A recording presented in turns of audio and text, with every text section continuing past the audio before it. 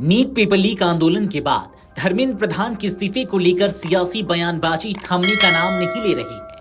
पहले दावा किया गया कि सरकार ने सीजेपी को धर्मेंद्र प्रधान का मंत्रालय बदलने का प्रस्ताव दिया था, लेकिन सीजेपी ने इसे ठुकराकर इस्तीफे की मांग पर अड़ गई। अब भारतीय जनता पार्टी ने इन सभी दावों को पूरी तरह खारिज कर दिया है। बीजेपी का कहना है कि ऐसा कोई प्रस्ताव कभी दिया ही नहीं गया और पूरी कहानी सिर्फ सनसनी फैलाने के लिए गढ़ी गई है। आखिर बीजेपी ने क्या कहा और विवाद की वजह क्या है, आपको बताते हैं इस वीडियो में। दरअसल धर्मेंद्र प्रधान के इस्तीफे के बाद नीट पेपर लीक आंदोलन को लेकर एक नया राजनीतिक विवाद खड़ा हो गया है। मीडिया के कुछ वर्गों में यह दावा किया गया कि सरकार ने आंदोलन का नेतृत्व कर रही कॉकरोच जनता पार्टी यानी कि सीजेपी के प्रतिनिधियों के सामने धर्मेंद्र प्रधान का मंत्रालय बदलने का प्रस्ताव रखा था। खबरों में कहा गया कि सीजेपी ने इस प्रस्ताव को ठुकरा दिया और शिक्षा मंत्री के इस्तीफे की मांग पर अड़ी रही।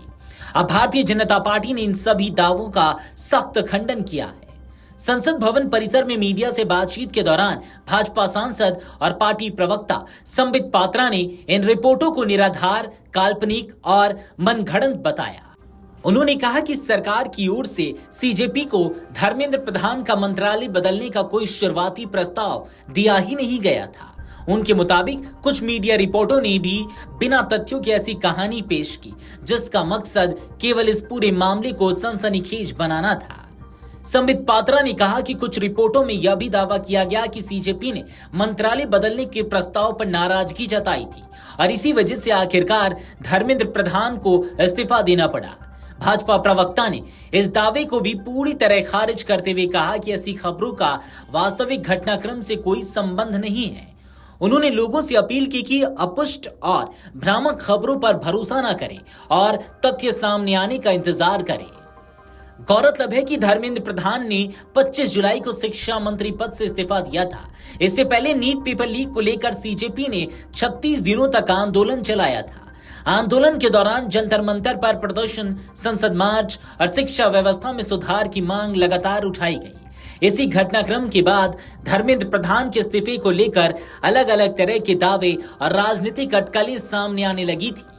हालांकि भाजपा का कहना है कि धर्मेंद्र प्रधान के इस्तीफे को सीजेपी की ओर से कथित तौर पर मंत्रालय बदलने के प्रस्ताव को ठुकराने से जोड़ना पूरी तरह गलत है।